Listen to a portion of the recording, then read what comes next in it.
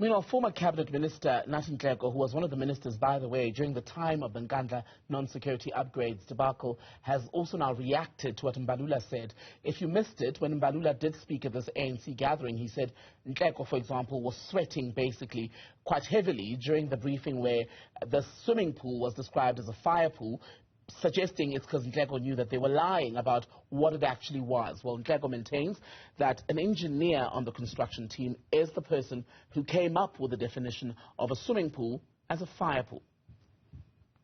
The fire pool does not come with me as a Minister of Police then, nor does it come with anybody else except the group of engineers. I think they were led by an engineer called Oberholzer, who, in assessing the potential emergency situations around the homestead, they made an analysis and said the water availability within the homestead was a problem. It wasn't sufficient. And I think he then said in his report that actually something like 210 or 212 kiloliters of water was needed.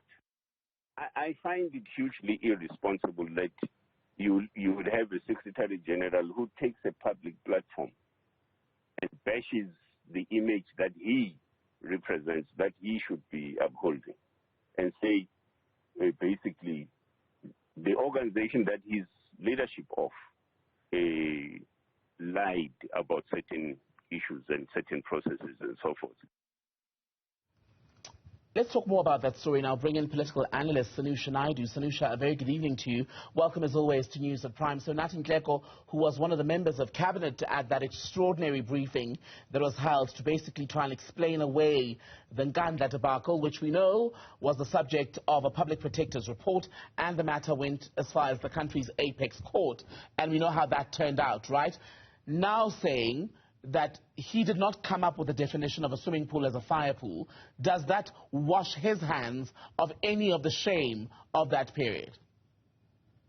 Good evening, Tim Fikile, and season greetings to you and the viewers.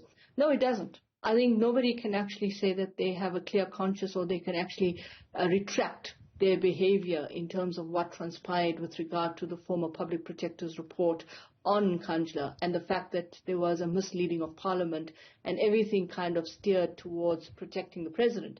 In fact, the Secretary General's comments in terms of what he was saying in the context of how this was kind of collated and coordinated in terms of the ANC protecting the President at the time, and of course ensuring that there was no kind of oversight applied. And of course the findings of the parliamentary process suggests that everybody in this process has actually tainted themselves and implicated themselves already.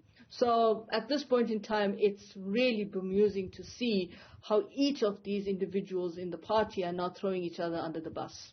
Are we in effect seeing an attempt at rewriting history from not so long ago, when so many of us actually lived through that time and were aware of what was said in official papers that carry legal weight?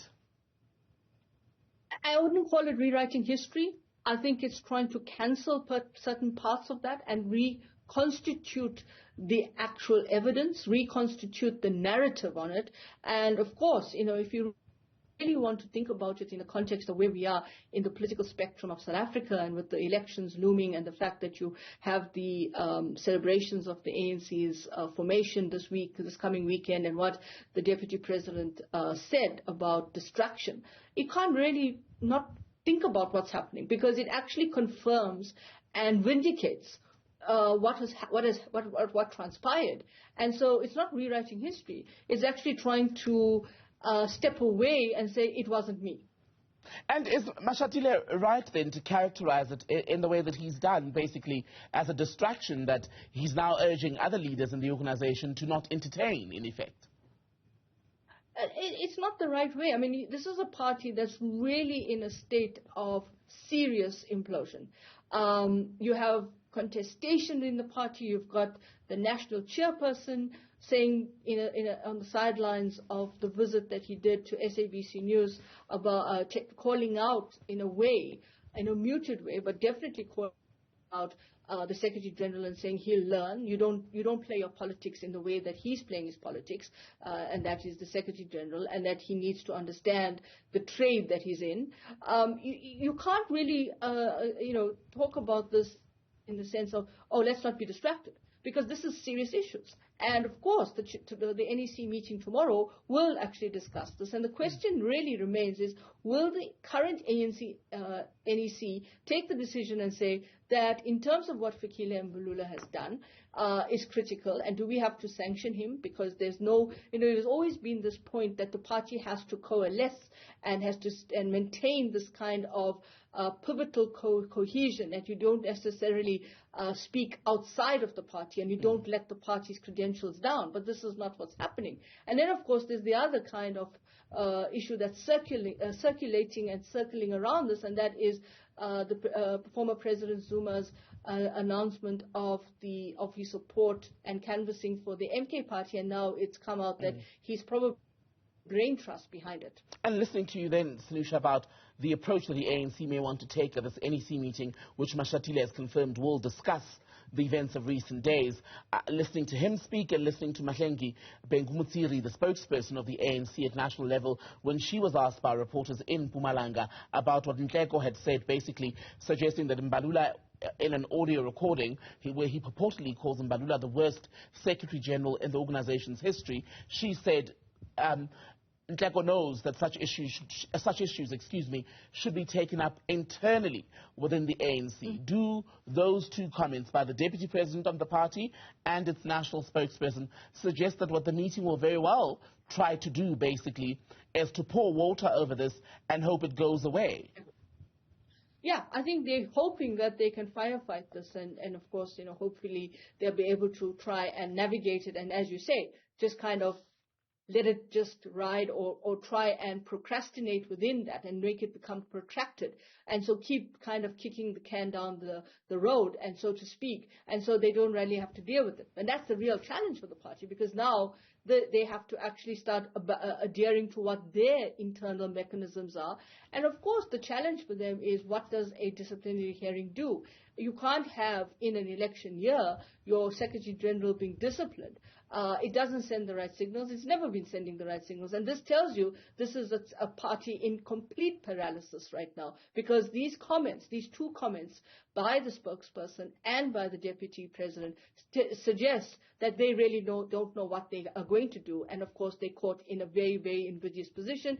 And of course, what does it mean going forward? It doesn't inspire any confidence. And of course, if they're not dealing with their internal dynamics in the way that they have processes and procedures to follow, I think you're going to end up just saying, well, what did we expect? And how much of the criticism of Fikile Mbalula this week has been valid? Gwede Mandashe, to paraphrase, when he was asked about this, suggested that Mbalula, when he made those remarks about former President Zuma, along with the Nkandla debacle and how the ANC responded, was basically excitable because of the glare of the media cameras. Nathi Nhleko reportedly calling him the worst SG in the ANC's history. Is all of that valid? And if so, is Mbalula a liability in the office of SG? Well, if you go to the national chairperson's comments about the excitability of the Secretary General, I think it shows you that there's this kind of response that you would see from an older generation to say he needs to be managed in a way that he doesn't become excitable in front of the media and just kind of shoot from the hip. He needs to go back and defer. And that has always been a critical point, because the Secretary General's office is a very powerful office in the party. And so with these comments that were made, and then of course the kind of stepping back and qualifying the statements by Fikile Mbalula, again, doesn't much to inspire the fact that he is trying to contextualize how he said it and why he said it, and he's trying to navigate it. Of course, this creates more uncertainty and more confusion. Again, tells you that There's serious issues with regard to how these issues in terms of a common narrative, a cohesive narrative is being managed. There's no management. There's no management structures of what's going on. And so it seems as if everybody is just looking at the other and saying, I can say this and I can say that. And of course, each and every day that they continue to make these kinds of statements, the value proposition and the brand image of the party continues to become even more dire than before. It just debilitates. And should the electorate care about the unfolding debacle?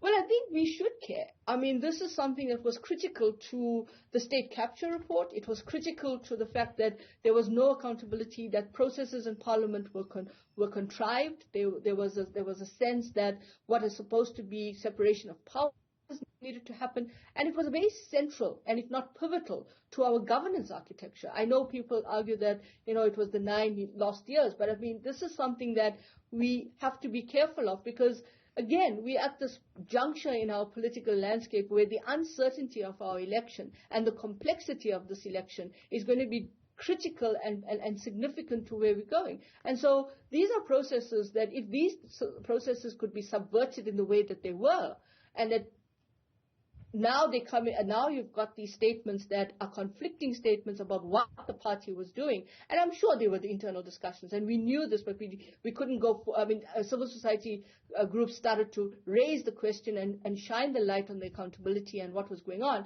and raise questions about Parliament's processes and oversight. I think we should care, and it will have an impact, because there will be people that will argue, well, this party has completely now lost its moral compass. Sanusha Naidu, good to speak to you as always. Thank you for your time.